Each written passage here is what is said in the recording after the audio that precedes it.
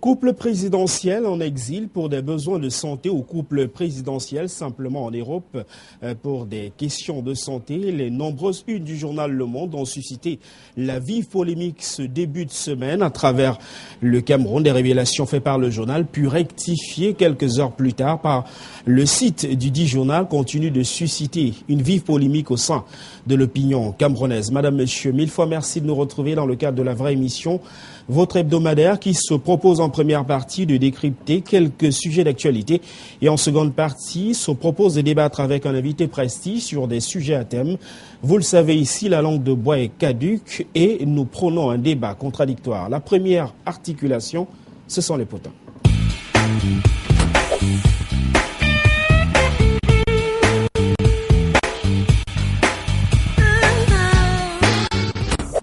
Dans cette articulation, éventuellement, nous reparlons de cette information publiée il y a donc quelques jours sur le site français du journal Le Monde au sujet de la santé du couple présidentiel du Cameroun. L'information qui a plusieurs fois été modifiée, 3 fois au total, au sujet de la santé du couple présidentiel faisait état des problèmes d'ordre cardiaque, mais également d'un cancer de la prostate pour ce qui est du chef de l'État du Cameroun. Le site, par ailleurs, indiquait précisément que le 10 mars dernier, la première dame a été aperçue du côté de la France, où elle a séjourné dans un hôpital américain de Neuilly pour des questions également de santé, des actualités qui ont suscité une vive polémique compte tenu du recoupage de l'information fait au sujet de l'actualité rendue publique par le site d'information français. Un site qui a d'ailleurs précisé que le 1er mars dernier, le couple présidentiel avait pris séparément le départ de Yaoundé pour l'Europe. Information qui visiblement s'avère erronée puisque le couple présidentiel a effectivement quitté Yaoundé à bord d'un même aéronef. Une série donc d'informations rendues publiques qui suscitent vivement la polémique au sein de l'opinion et on annonce d'ailleurs une vaste réplique du côté du gouvernement camerounais.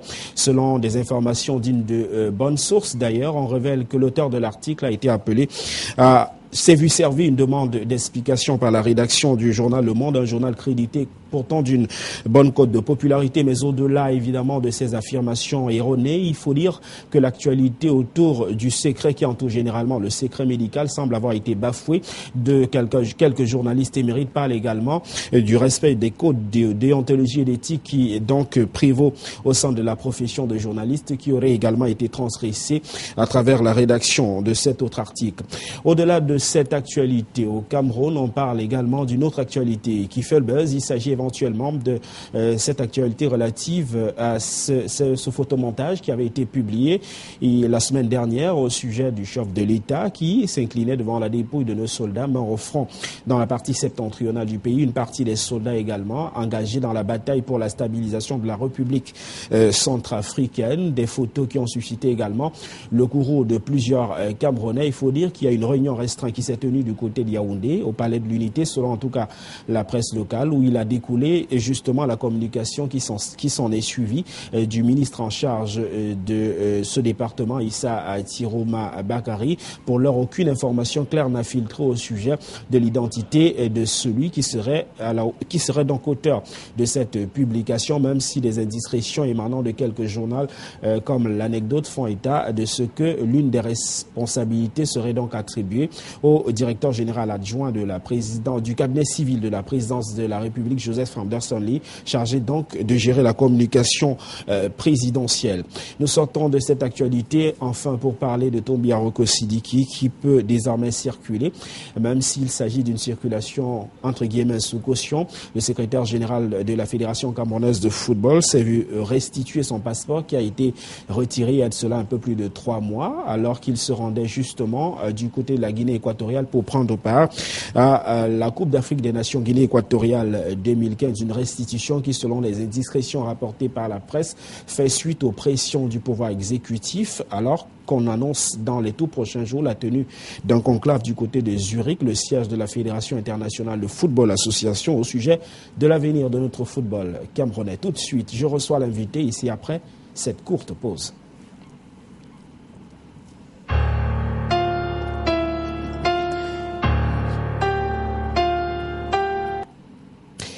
L'invité avec lequel nous partageons la seconde partie de la vraie émission est le premier secrétaire du Parti Uni pour la Rénovation Sociale, Serge Espoir. Peuple Uni pour la Rénovation Sociale, Serge Espoir Matomba, bonsoir.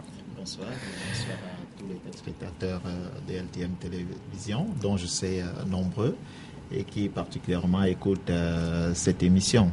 Alors, Serge Espoir Matomba, votre actualité au sein du Peuple Uni pour la Rénovation Sociale, un parti politique qui finalement a disparu des radars depuis pratiquement le début de cette année. On vous a vu très actif lors de la phase électorale de 2013, mais après ça, pas grand-chose. Quelle est l'actualité au sein du PUR? Non, vous savez, s'il y a une chose que nous ne faisons pas, c'est contrôler les médias.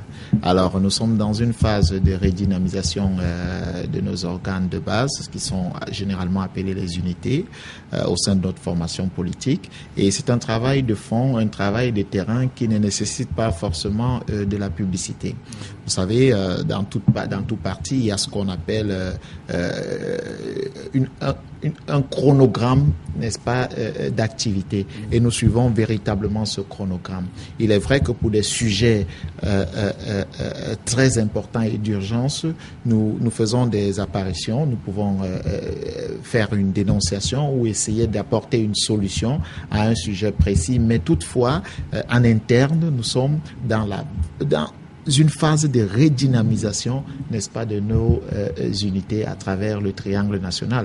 Il faut savoir que le Cameroun traverse une période difficile dans son histoire, et il est important pour nous, n'est-ce pas, d'amener les uns et les autres à comprendre le bien fondé du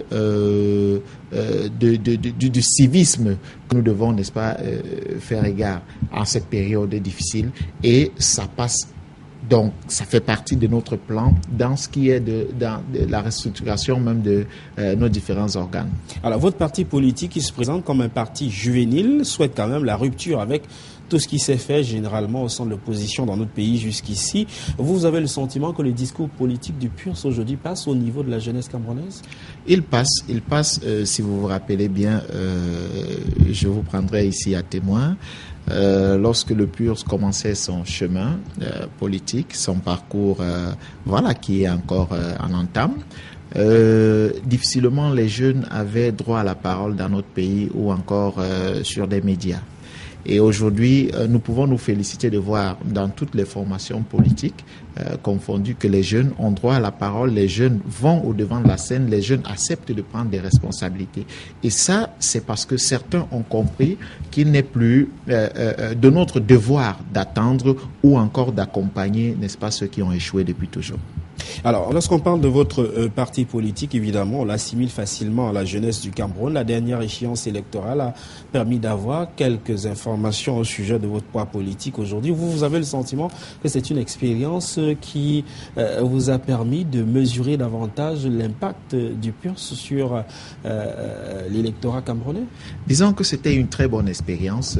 Vous savez, un parti qui ne participe pas à une élection décisive dans une nation est un parti qui n'a pas le droit d'exister dans cette nation-là. Et il est important pour tout parti politique, n'est-ce pas, qui voudrait apporter une plus-value dans la construction de la nation, de participer à une élection décisive. Et cette élection nous a permis, n'est-ce pas, de comprendre, de toucher du doigt. Il faut comprendre que c'est la toute première élection dont le PUR a pu participer. En 2011, notre candidature avait été recalée, mais la première élection à laquelle nous avons participé, c'était celle de 2013. Évidemment, il est clair que le résultat était positif, peut-être pas celui que nous attendions, mais il était positif et il nous a donné encore beaucoup plus d'espoir de croire qu'évidemment, des choses peuvent se passer. Et c'est partant de cette expérience, nous invitons plusieurs personnes, plusieurs jeunes surtout, à croire que rien n'est prédéfini. Alors, il ne faudrait pas rester dans une position où on se dit, si nous ne faisons pas, quel que soit ce que nous faisons, rien ne pourra changer. Non, les choses changent parce que nous faisons. Les choses changent parce que nous nous levons. Les choses changent parce que nous nous battons. Si nous croisons les bras, rien ne se passera. C'est ça, nous sommes dans un pays où le système dans lequel nous fonctionnons est dépassé. Nous voulons changer le système de façon radicale. Ceux aujourd'hui qui tiennent encore les commandes de ce pays n'ont plus les coudées franches pour diriger ce pays. Ils n'ont plus la force. Mais il y a une chose qu'ils refusent de faire, c'est avouer l'échec. C'est-à-dire, ils refusent de reconnaître qu'ils ont échoué depuis des années. Mais il est clair et évident qu'ils ne nous donneront pas ce dont nous attendons de plein gré. Non, il est évident. Mais nous devons nous battre, les amener à comprendre évidemment que non, il est temps pour vous de vous asseoir et de regarder comment nous essayons soit de corriger les erreurs que vous avez commises, soit de positionner notre pays dans un très bon chemin où tous les Camerounais auront les mêmes possibilités de chances de réussite. Parce qu'il est évident que nous n'allons pas construire un monde où tous les Camerounais seront égaux. Mais alors nous pouvons construire un pays où chaque Camerounais aura les mêmes chances de réussite. Alors, à l'orée de cette consultation électorale de 2013, vous aviez annoncé une série d'alliances avec quelques partis de l'opposition. Vous avez le sentiment que c'est une alliance qui a payé au regard des résultats qui sont les vôtres? Non, il faut dire que ce n'était pas... Qu'est-ce qui a manqué? Il faut dire que ce n'était pas par rapport à l'élection qui venait, qui était en vue en 2013. Nous avons initié cela avant la convocation du corps électoral. Nous avons, évidemment, j'en arrive. Nous avons invité plusieurs partis politiques à une véritable convergence, parce que nous nous disons, évidemment, ce serait un leurre de penser que seuls nous sommes forts, mais ensemble, nous sommes beaucoup plus mieux. Nous sommes mieux ensemble. Et nous pensons que si nous allons en masse, nous pouvons faire, n'est-ce pas, donner aux Camerounais ce dont ils attendent. Et nous avons invité plusieurs partis qui, aujourd'hui, nous travaillons encore ensemble.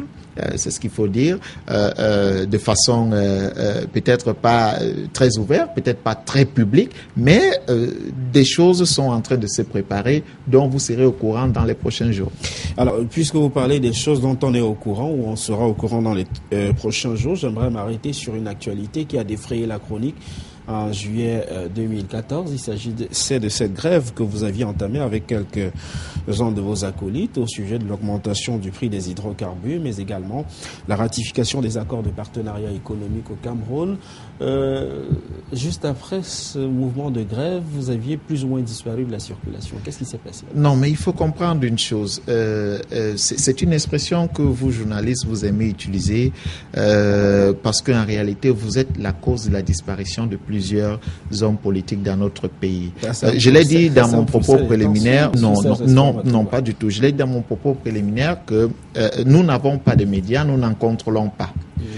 Ceci dit, pendant que nous avons des actions que nous menons, nous vous invitons. Pour certains, ils estiment que ça ne fait pas partie de la ligne éditoriale, alors ils n'ont pas besoin d'être présents. Pour d'autres, ils disent, nous n'avons pas besoin d'être là. Et puis, il faut savoir que nous ne demandons pas à être invités dans vos différents plateaux. Lorsque vous nous sollicitez, nous répondons, présents. C'est justement ça. Et quand vous ne nous sollicitez pas, nous ne pouvons pas faire de magie pour être présents sur vos différents plateaux. Donc, il faut comprendre que vous êtes ceux qui font évidemment disparaître certaines personnes de la scène publique. Vous devez quand même reconnaître que cette actualité a été largement relayée. Publique et qui font encore réapparaître ces derniers. Alors, pour revenir à ce cas précis de la grève de la faim, évidemment, cette actualité... Écoutez, vous savez, il faut être... Est-ce que cette démarche-là n'est pas un peu caduque? Non, elle n'est pas caduque. Il faut être sans cœur pour comprendre que quand on augmente le prix du carburant, des hydrocarbures, sans raison fondamentale, ça va augmenter le niveau de vie du pays, sachant que le panier, le coût de vie est déjà élevé. C'est-à-dire, la plupart des Camerounais ne se posent pas la question « qu'est-ce que je mangerai demain ?» La question, c'est « qu'est-ce que je mange aujourd'hui ?» C'est là la véritable question. Et nous avons interpellé le gouvernement. Nous avons interpellé le chef d'État en lui disant « cette mesure n'est pas bonne et elle n'a aucun fondement. » Pourquoi? Parce que nous, au sein de notre formation politique, nous ne nous basons pas sur le quotidien pour travailler. Nous projetons dans le futur et nous nous disons, voilà, à partir de ceci, voilà comment nous pouvons arriver à tel résultat. Et vous voyez, nous avons dit, ce n'est pas possible qu'on augmente le prix des hydrocarbures parce que d'ici peu, les hydrocarbures chuteront. Comme dans notre pays, écoutez, on fait ce qu'on veut quand on veut, c'est ce qui se passe. On a augmenté sans donner une justification claire. Même si on a apporté des mesures d'accompagnement que vous n'avez pas vu.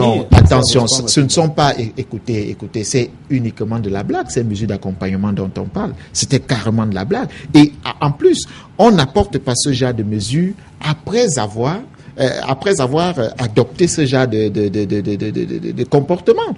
On le fait en amont. On le fait en amont. On consulte avant et après, on se dit, bon, voilà, par rapport à ceci, nous allons faire cela. Non, mais nous sommes dans une république où les gens se permettent, ils peuvent se lever le matin parce qu'ils ont le pouvoir de décision. Ils disent, voilà ce que nous allons faire, nous sommes en train de faire et la population doit juste constater. Alors, le plus nous devons vous dire, quelle démarche? Nous devons vous dire la hausse du prix des hydrocarbures, démarche qui aboutit à cette hausse-là. Avant que le prix des hydrocarbures soit, n'est-ce pas, revu à la hausse, il fallait une consultation préalable des acteurs, des différents acteurs de la société. Ce qui n'a pas été fait. On a juste augmenté le prix du carburant. Et aujourd'hui, qui a raison? Les prix des hydrocarbures ont chuté de 50%. Mais au Cameroun, le prix n'a pas changé à la pompe. Ça veut dire qu'on se moque des Camerounais et en même temps, on appelle les Camerounais une sorte de solidarité nationale, mais on s'en fout du quotidien des Camerounais. Donc, il faut qu'on soit plus ou moins un peu sérieux. Dans notre grève concernait cette hausse des prix des hydrocarbures et la signature, la ratification des accords de partenariat économique dont nous avons estimé qu'il est déjà une réalité que le Cameroun n'est pas prêt à ratifier ce genre d'accord. Nous n'avons pas un tissu économique fiable, important, pour pouvoir nous prétendre ratifier ce genre d'accord. Nous ne pouvons pas les ratifier seuls. Ça, c'est autant d'arguments. Nous avons même apporté des données, des études faites même par des gens du gouvernement, présents dans ce gouvernement. Et qu'est-ce que ça vous fait de penser finalement que les parlementaires n'ont pas épousé votre idée et ont laissé passer la loi portant ratification de ces accords comme il est à la poste? Écoutez, notre Parlement, je ne vais pas vous le dire, c'est une désolation. Bien que ce soit des élus comme moi, mais c'est une désolation. Vous ne pouvez pas me dire qu'on a des parlements où on peut apporter une loi, un projet de loi ou une proposition de loi, comme vous le voulez, à 12h, à 14h, n'est-ce pas, cette proposition de loi, ce projet de loi est voté. La logique de la majorité c'est peut-être la logique de la majorité écrasante, mais alors la logique voudrait que c'est le peuple élu, des personnes qui représentent ce peuple-là. Ce n'est pas parce qu'on est d'un parti qu'on doit opter pour une mesure qui va pénaliser le peuple, non. Sinon, on reste, et comme c'est le cas, c'est une véritable caisse de résonance. Le seul problème sur lequel le Parlement est généralement d'accord, c'est quand il faut avoir hausse des prix, n'est-ce pas, des différents législateurs qu'ils sont, des différents parlementaires qu'ils sont. C'est uniquement à ce niveau qu'ils s'entendent et de façon où vous entendez un véritable débat au Parlement. C'est quand il s'agit, n'est-ce pas, des salaires et bien d'autres, des primes qui doivent, des indemnités qu'ils doivent avoir. Mais en dehors de ça, est-ce que vous entendez parler de débats au Cameroun en ce qui concerne des projets de loi? Non. Pourquoi? Elle est une véritable caisse de résonance et ça doit pouvoir s'arrêter. Nous ne pouvons plus continuer dans une république où des parlementaires oublient complètement leur rôle. Ils se contentent du simple fait qu'ils soient des élus. Ils s'asseyent au Parlement, ils sont salariés, ils ont des indemnités et ils se réjouissent de cela pendant que le peuple souffre. On parlera largement du bicamérisme au Cameroun, mais on reste sur les motivations de cette grève entamée, je crois que c'était en juillet 2014, pour si ma mémoire est encore bonne là-dessus. Alors, quels sont les véritables arguments que vous avancez aujourd'hui pour justifier, par exemple, votre désaccord par rapport aux accords de partenariat économique dont l'autorisation de ratification a été accordée par le Parlement camerounais?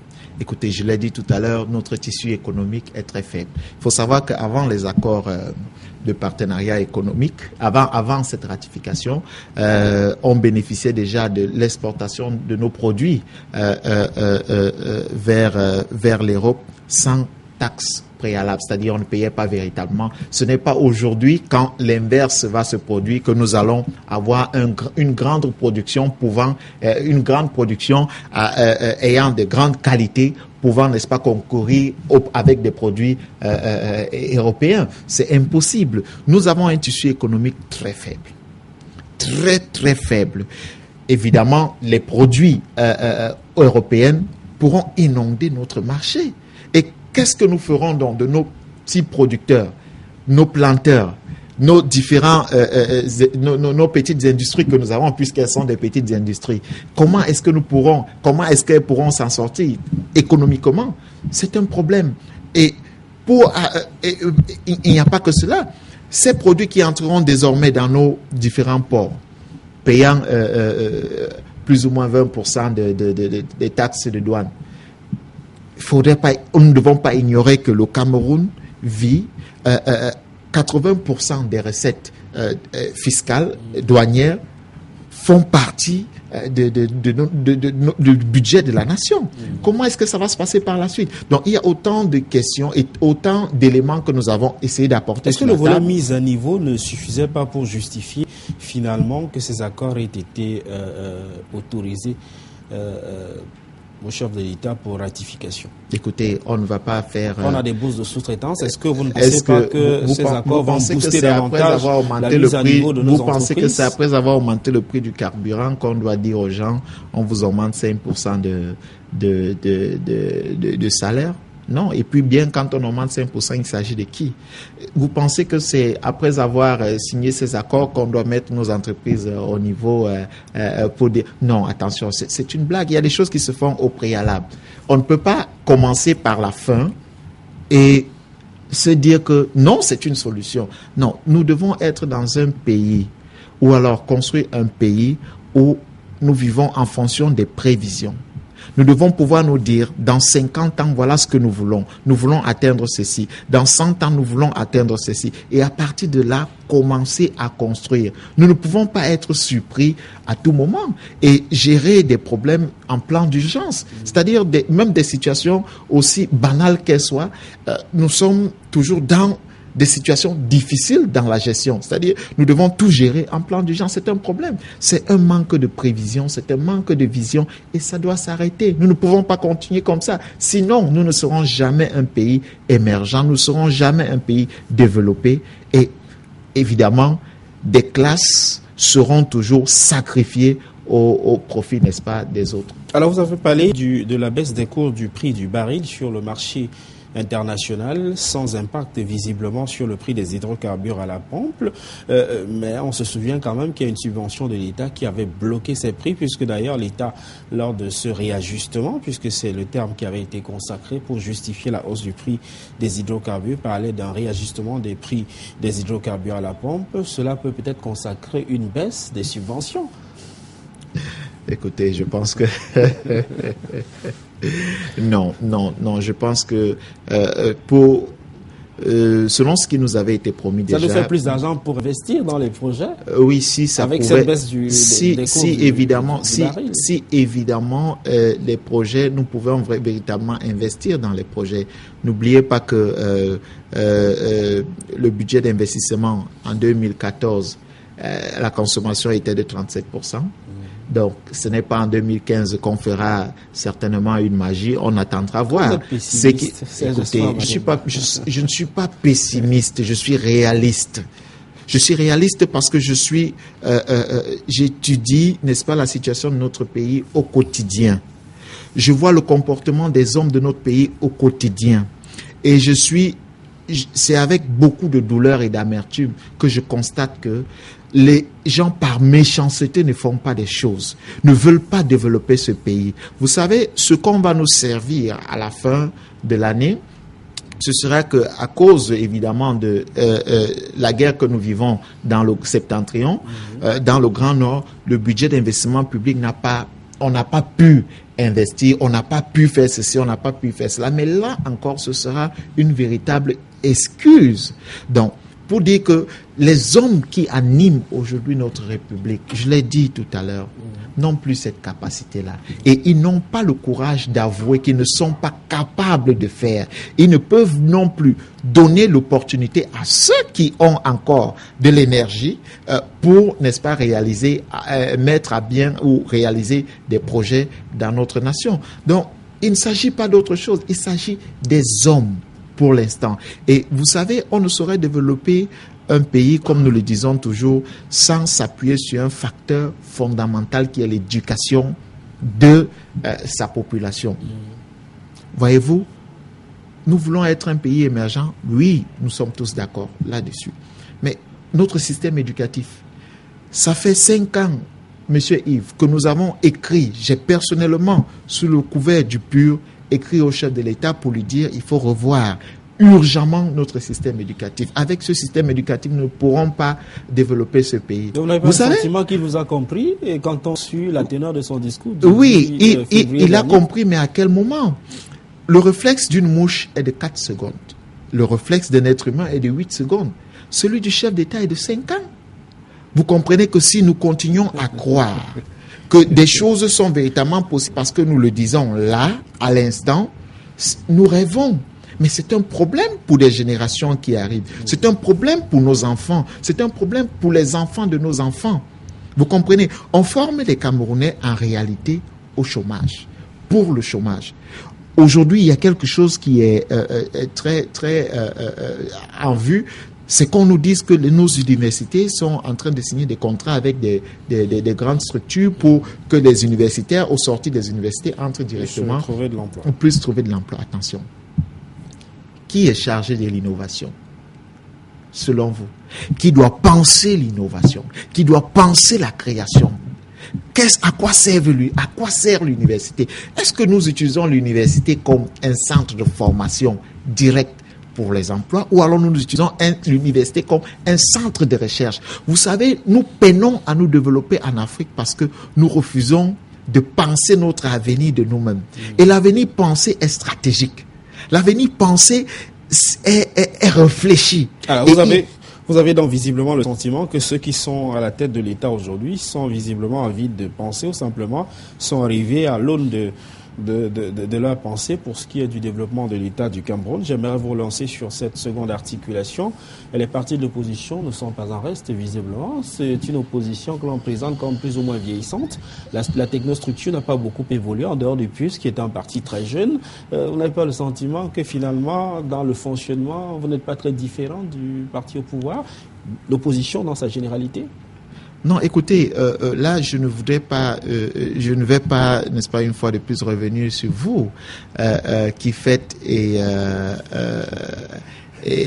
à votre gré, n'est-ce pas, et qui réussissez à définir qui sont les meilleurs acteurs, n'est-ce pas, de notre société, à votre gré encore, parce que, voyez-vous... Les résultats sont quand même là pour le confirmer. Non, je ne veux pas aussi m'attaquer, n'est-ce pas, à des partis de l'opposition, parce que je sais comment difficile est le travail, n'est-ce pas, des partis de l'opposition dans notre République. Le constat qui est celui qui est tombé, c'est que les jeunes ont très peu de positionnement au sein de ces partis, sinon dans les antichambres de ces différents partis-là. Donc, on n'a pas le sentiment que cette volonté réelle de redynamiser l'opposition à la base à travers une injection de la jeunesse. Écoutez, vous n'allez pas matérialise. Mais le problème de ceux qui sont partis, n'est-ce pas, du parti unique pour créer, n'est-ce pas, plusieurs autres partis, ils sont restés avec une certaine image de la politique qu'ils ont essayé de distiller aux Camerounais. Ce n'est pas pour rien que vous allez voir des partis ont été créés depuis, je ne sais, près de 20 ans, 15 ans,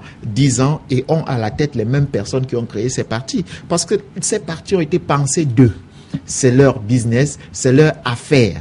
Et évidemment, tous ceux qui sont à l'intérieur doivent s'accommoder à leurs pensées. Ce ne sont pas des partis qui sont pensés par une majorité, à l'instar comme le PUR, et qui n'est pas un parti personnel de Serge Espoir Matomba. Qui n'est pas un parti personnel de Serge Espoir Matomba, même évidemment. S'il est premier vice-secrétaire. Non, je suis premier secrétaire. Il est clair que à l'élection, nous avons une élection en 2000. Nous avons une élection en 2016 où je n'ai plus le droit d'être candidat. Et ça, je peux déjà vous le dire, je n'ai plus le droit d'être candidat à 2016. Ça veut dire, non, nous respectons nos tests, nous respectons nos statuts. Le PUR n'est pas le parti de Serge Espoir Matomba. Il est la première personnalité, c'est évident. Mais alors, il va passer la main, aussi jeune qu'il est, aussi ambitieux qu'il est. C'est obligatoire, puisque les tests le prévoient. Il doit respecter cela en tant que citoyen, n'est-ce pas, de cette République et membre de ce parti. Il doit pouvoir respecter. Alors, nous ne pouvons pas être en train de condamner ceux-là qui ont créé leur parti, sachant pourquoi ils l'ont créé et pourquoi ils sont à la tête. Ils savent pourquoi. Mais nous avons dit, la classe politique est vieillissante. Elle est vieillissante, elle a besoin d'un rajeunissement. Alors, un rajeunissement propre. Des individus ou alors des personnes non compromises qui ont l'amour de cette nation, qui ont l'amour du Cameroun, qui sont prêts à se battre pour ce pays. Et il y en a. Il y en a. vous, les hommes des médias, il est évident que il y a certaines personnes qui ont, n'est-ce pas, la possibilité de passer dans pratiquement tous les médias. D'autres n'en ont pas. Il y a plusieurs jeunes dans différents quartiers, dans différents mouvements politiques, associatifs, qui ont des choses à dire, qui ont besoin, n'est-ce pas, qui sont en train de construire des choses, mais qui ne sont pas approchés par vous. Parce que vous avez déjà une liste de personnes. Peut-être pas par nous, peut-être par les autres. Non, quand je parle de vous, je parle des hommes des médias. Parce que vous avez une liste de personnes. Pour tous les sujets, ces mêmes personnes sont sur vos différents plateaux. Et pourtant, il y a des Camerounais qui ont beaucoup à donner pour le Cameroun. Et ils sont sollicités, Serge Espoir Matomba. La télévision reste ouverte à ces différentes personnalités. Il n'y a pas de tri. Et je crois d'ailleurs que c'est le cas dans la plupart des structures. Ce sont des sollicitations qui sont faites. Généralement, c'est au gré des compétences, etc., quelles que soient les strates socioprofessionnelles des uns et des autres. J'aimerais qu'on parle de l'opposition. On en reste justement, on évoquait la question du vieillissement de la classe politique au Cameroun. Est-ce que cette question peut justifier le sentiment global que l'on a depuis les années 90, une opposition qui est restée plus une opposition de protestation qu'une opposition de proposition? L'opposition n'est pas que protestation. Celle dont on parle, c'est-à-dire l'opposition. Qu'elle a beaucoup évolué dans cette Écoutez, démarche. moi, je vous ai pris un exemple sur l'éducation, où on a fait une proposition au chef d'État. 5 ans plus tard, il a magistralement reconnu que, évidemment, notre système éducatif ne va pas bien, qu'il faut le revoir. Nous sommes le tout premier parti à avoir demandé, n'est-ce pas, ici au Cameroun, la biométrie. Bien que le SDF ait porté, n'est-ce pas, ce combat et plusieurs autres partis, et nous sommes arrivés à cela. Non, c'est pour dire que non, l'opposition travaille. Mais alors, vous n'allez pas condamner l'opposition, sachant que l'opposition n'a pas toutes les armes. Voyez-vous, pendant que des marches sont organisées à Yaoundé et autres, le CPP a voulu organiser des marches, on lui a refusé l'autorisation. Le SD et d'autres partis ont voulu organiser des marches, on les a refusé les autorisations. Et demain, vous allez dire que cette opposition n'est pas prête à soutenir son armée. Cette opposition n'est pas prête à soutenir la nation. Non, c'est qu'on fait des choix de ce qu'on considère comme action de l'opposition dans notre pays. Et c'est triste. C'est ça qui doit pouvoir changer. Quand on parle de liberté, quand on parle de liberté d'expression, ce n'est pas la liberté de bavardage, ou alors qu'on dise aux gens, bon voilà, parce que vous êtes en train de parler déjà, c'est largement suffisant. Non, les gens ont besoin de sentir que ce qu'ils veulent, ce qu'ils réclament, n'est-ce pas, sont entendus. Parce que quand on passe le temps à faire des propositions, le gouvernement fait la sourde oreille. Le chef de l'État fait la sourde oreille. Vous pensez que ces propositions vont servir à quoi? Il faut passer à quoi? À la protestation. Parce qu'à partir du moment où les propositions... Cela peut créer une déstabilisation. Écoutez, je ne pense pas qu'il y a un seul parti politique au Cameroun ou un seul parti de l'opposition qui voudrait que le Cameroun soit déstabilisé. Non, ça ne profiterait à personne. Alors à personne. Parce que ce que nous disons, je suis très sûr, ça ne profiterait à personne une déstabilisation du Cameroun. Et surtout pas au pur. Parce que ce que nous voulons, ce n'est pas hériter d'un pays qui est divisé. Nous voulons hériter d'un pays dont nous allons mettre directement sur le chemin du développement.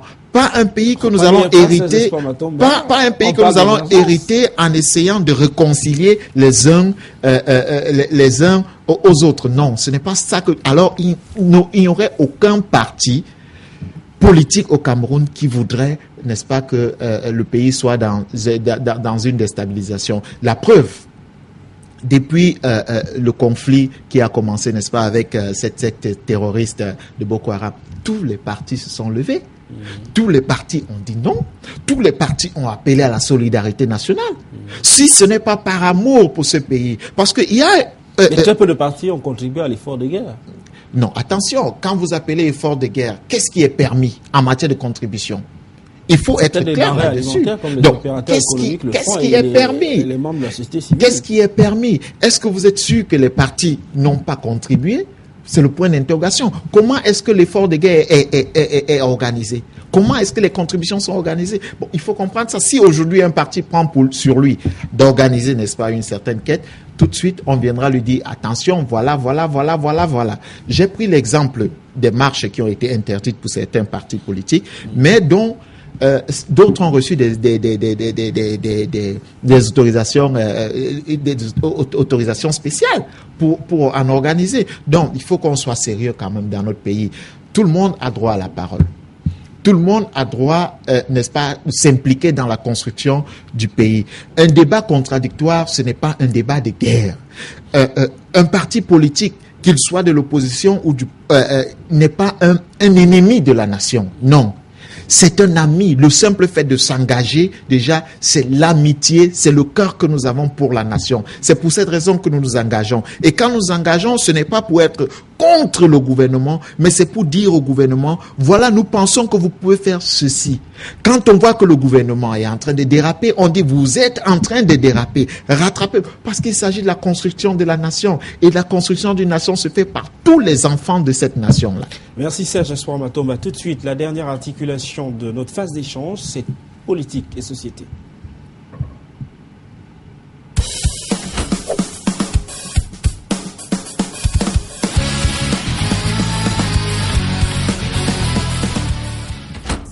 Monsieur Serge Espoir Matomba, les parlementaires sont en session parlementaire du mois de mars. Permettez la répétition. 30 jours de travaux qui vont certainement déboucher sur le renouvellement du bureau définitif du Sénat, mais également de l'Assemblée nationale du Cameroun. Mais déjà, une question a été évoquée par la presse la semaine dernière, celle de la coloration politique du bureau des deux chambres. Une coloration qui ne semble pas refléter la configuration des deux chambres, c'est-à-dire la prise en compte des partis élus pour siéger en Guayaquil, mais également au palais des congrès de Yaoundé. Vous avez le sentiment qu'il y a des partis qui se retrouvent lésés dans la répartition du gâteau? Écoutez, c'est toujours ça, ce n'est pas un sentiment, c'est une réalité. Le parti au pouvoir, le parti majoritaire, voilà, il fait ce qu'il veut, en violation des tests, et puis rien à dire, rien à faire. Ce qui va se passer, c'est que voilà, est-ce que si on avait peut-être octroyé un poste au niveau, par exemple, des questeurs ou, je sais pas moi, au niveau des premiers secrétaires, ça aurait changé quelque chose? Je ne pense pas que ça changerait grand-chose.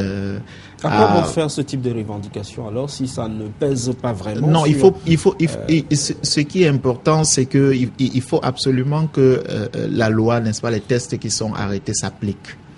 Vous savez, une revendication n'est pas forcément pour but d'aboutir à un résultat positif, n'a pas forcément pour but, mais alors une revendication a une certaine motivation. Et la motivation dans ce cas d'espèce, c'est les tests. Si dans l'Assemblée qui est supposée adopter des tests qui régissent, n'est-ce pas, la nation, on n'applique pas les tests même qui régissent, n'est-ce pas, le fonctionnement de l'Assemblée, ça crée déjà, c'est déjà un problème. C'est un problème pour le reste. Donc, il faut pouvoir adopter. On dit, aussi mauvais qu'ils soient, les tests, les lois, quand ils sont déjà adoptés, il faut les appliquer. Alors, vous ne pouvez pas choisir ce que vous appliquez et choisir, voilà, faire ce que vous voulez quand vous voulez. Non, il faut vous référer à ces livres, à ces lois qui sont là et les appliquer tout simplement. Lorsqu'on parle de l'Assemblée nationale et du Sénat au Cameroun, la question éventuellement du bicamérisme revient. C'est pratiquement la énième session, sinon peut-être la deuxième du Sénat camerounais aujourd'hui. Est-ce que cela ne permettra pas d'apprécier davantage le fonctionnement de la navette parlementaire au Cameroun et d'apprécier la cohabitation entre les deux chambres? Bon. Est-ce que cela pourrait changer quelque chose dans l'appréciation ou l'étude des projets et des propositions de loi émises au niveau de l'Assemblée nationale? Pas vraiment, parce que, voilà, sans vouloir condamner les hommes, n'est-ce pas, qui animent ces différentes chambres, il faut comprendre que il y a le poids le poids, n'est-ce pas, de l'âge qui ne permet plus à ces différentes personnes. D'ailleurs, les sénateurs ne sont plus très jeunes non plus. Voilà, donc le poids, n'est-ce pas, de l'âge qui ne permet plus à ces personnes, n'est-ce pas, d'être aussi réactifs et actifs comme... Vous aurez souhaité avoir des parlementaires de quel âge à peu près, à votre avis? Écoutez, on pourrait avoir des parlementaires de 40, 50 ans ou encore... on n'en a pas? Ou encore moins. Ou encore moins, mais pas naviguer dans des âges un peu beaucoup plus avancés. Non, il faut dire que non, ça ne changera pas grand-chose. Je l'ai dit, notre problème au Cameroun est un problème de système. Le système, et c'est ce système que nous devons changer de façon radicale. C'est-à-dire, quand je parle de système, je parle partant du sommet de l'État, des gouvernants, de la société civile, des partis politiques. Nous tous, nous faisons partie du système et nous devons réussir, n'est-ce pas, à changer cela de façon radicale. Et il est important que à un certain âge, on n'a plus complètement les mêmes facultés d'action comme... J'en ai le sentiment parfois que les sénateurs font preuve de clairvoyance. On a l'impression qu'ils ne sont pas si fatigués que ça. Non, je veux dire que quand vous dites qu'ils ne sont pas si fatigués, je veux bien vous le concéder, je vous le concède. Mais alors, le problème est la finalité de ce qui ressort. Vous savez, quand ça part du Parlement, de la Chambre basse pour la Chambre haute, il faudrait, on doit pouvoir ressentir le poids, n'est-ce pas, du Sénat en ce moment-là. Est-ce que le poids politique n'est pas celui quand rien n'est fait, quand rien n'est fait, qui ne permet pas d'apprécier l'efficacité de chambres. Justement, parce que chacun n'est-ce pas, se couvre par sa formation politique. C'est ça, c'est pour ça que nous ne pouvons véritablement pas faire bouger, les lignes ne sont pas en train de bouger concernant ces deux chambres. Chacun se couvre. Donc, quand une proposition est faite et qui vient généralement de ceux qui ont l'habitude de proposer, c'est clair que quand ça arrive au Parlement, ça va au Sénat, c'est comme si rien n'était fait. Donc, les lois ressortent comme elles sont entrées déjà votées, sans qu'il y ait un véritable débat. Et rien ne peut véritablement changer si nous continuons à fonctionner dans ce système. Est-ce qu'une rupture, justement, des trois pouvoirs, législatif, judiciaire et exécutif, pourrait arranger les choses? Oui. Comment on y procède? Oui. Alors, une véritable rupture, une véritable séparation des pouvoirs aurait arrangé les choses. Déjà, il faudrait que nous sortons, n'est-ce pas, de ce système présidentiel. Vous savez, notre système présidentiel, il est unique dans son genre, il est unique au monde. Comme ça, où, n'est-ce pas, tout, n'est-ce pas, dépend du chef de l'État. Certains sont souvent surpris qu'on dise qu'on accuse M. Biya d'avoir fait A, d'avoir fait B. On dit, même si vous ne mangez pas chez vous, vous accusez M. Biya. Mais la vérité, c'est que c'est M. Biya qui détient toutes les manettes de ce pays. Et la vérité, c'est que c'est M. Biya qui nomme des gens depuis 33 ans. La vérité, c'est que M. Biya ne pourra pas nous confier. À qui délègue une partie de son pouvoir. La vérité, c'est qu'il ne pourra pas nous dire qu'il s'est trompé pendant 33 ans. S'il s'est trompé pendant 33 ans, alors il y a un problème quelque part. Donc, et c'est là, justement... C'est un tableau plutôt noir que vous semblez peindre. Non, écoutez...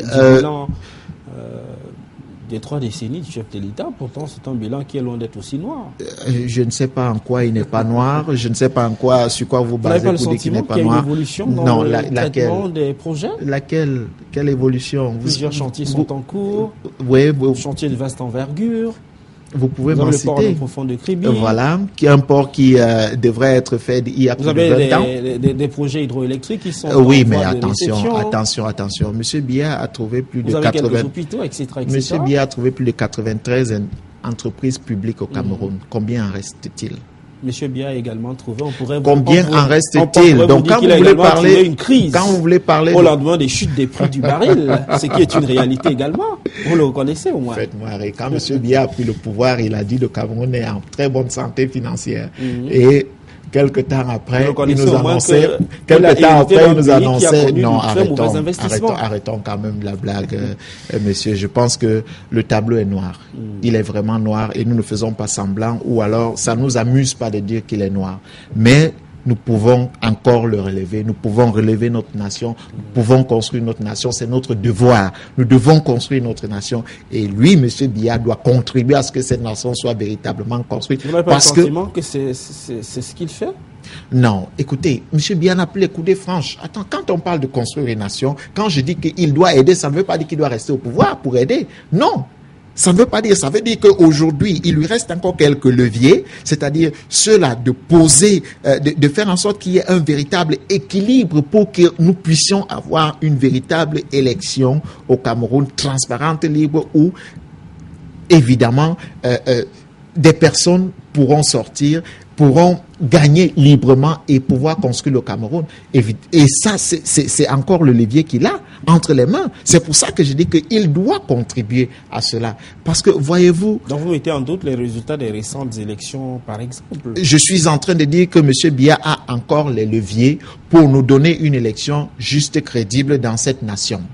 Et évidemment, au sorti de cette élection, il est clair que la classe... Avez-vous le sentiment que la classe politique... Ah oui, elle va changer forcément. Si on a une élection libre, transparente dans ce pays, la classe politique changera, ce sera automatique. Et vous verrez que le Cameroun sera sur une bonne voie de développement. Ça, c'est inévitable. Donc, il est important que aujourd'hui qu'il comprenne qu'il a encore à faire dans cette contribution-là.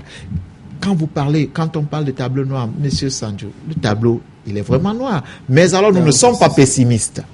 Nous ne sommes pas pessimistes. Non, nous ne sommes pas pessimistes. Au contraire, les bilans quand même du renouveau qui sont plus ou moins éloquents. Lesquels? Il y en a beaucoup. Lesquels? La construction des routes, des écoles, on peut en citer comme ça. Mon Dieu. Écoutez, bon, je ne voudrais pas, je pense que si je commence à entrer dans les détails... Vous avez un nouveau pont d'ailleurs qui va bientôt relier votre merveilleux quartier de... Quel pont? Le second pont qui est en construction, là, même s'il a connu quelques réaménagements. Non, écoutez, quand on parle, soyons sérieux. Ça fait 33 ans que M. Biya est là. Quand vous me parlez d'un second pont, le second pont sur le Voré, c'est un très vieux projet et qui ne devait pas être ce pont que vous voyez aujourd'hui, qui ne devait pas passer par là, parce que le pont qui passe là ne va pas résoudre la situation. Et pour ce pont, pour vous aider, il y a eu un appel d'offres qui a été lancé, dont une compagnie chinoise a remporté, mais ce pont a été passé de gré à gré. Quand vous parlez des routes, il s'agit de quelle route? Vous avez pris la voiture de Douala pour de Yaoundé pour l'ouest. Il y a un projet. Vous avez pris la voiture de Yaoundé pour Douala. Vous avez pris la voiture de Yaoundé pour le nord. Non, attention, soyons quand même sérieux. Et puis quand vous voulez parler de bilan, il faut, dites-moi quand même que M. Biya a construit l'immeuble rose. Là, je peux vous le concéder. Je peux dire voilà, au moins quelques hôpitaux, quelques écoles. Elles sont où les écoles? Donc attention, je peux vous montrer en image, ce que nous avons. Non, je ne suis pas dû. Je suis. Vous avez du mal à reconnaître ou vous faites preuve de cécité sur ce qui a été réalisé? Écoutez, ce qui est fait et ce qui est bien, je reconnais ce qui est fait. Je ne suis pas de mauvaise foi. Mais ce qui n'est pas fait, je ne saurais reconnaître ce qui n'est pas fait. Je vous ai parlé des entreprises publiques. Vous avez vite fait de beauté en touche. Au moins que c'est une période à laquelle le Cameroun a connu. Période? Qui a créé cette période? Le chef de l'État arrive en 82, pour être plus précis. Et avant cette période, le Cameroun connaît une époque glorieuse. Je vais vous aider. Je vais vous aider. Une flambée sur Je vais vous aider, monsieur Sanjo. Le chef de l'État arrive n'étant pas nouveau. Il savait où il allait, ce qu'il allait faire. Le chef d'État était déjà dans l'administration et vous n'oubliez pas, vous n'oubliez pas quelle position il avait. Et quand il arrive, il nous dit le pays est en très bon état financier et ce qui n'était pas faux.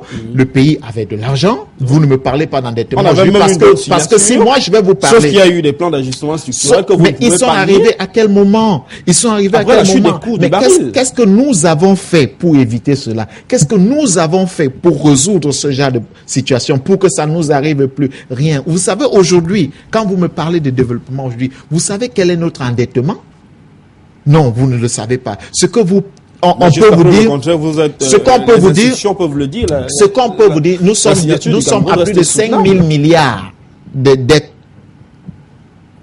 Nous sommes à plus de 5 000 milliards de dettes. Présentement, je vous parle avec des chiffres, vous pouvez aller vérifier aux statistiques, vous comprendrez. Et ce qu'on est en train de faire, quand vous me parlez d'avancement de projet, oui, le port à eau profonde, qui est construit par qui? Vous savez comment est-ce que nous allons payer cela?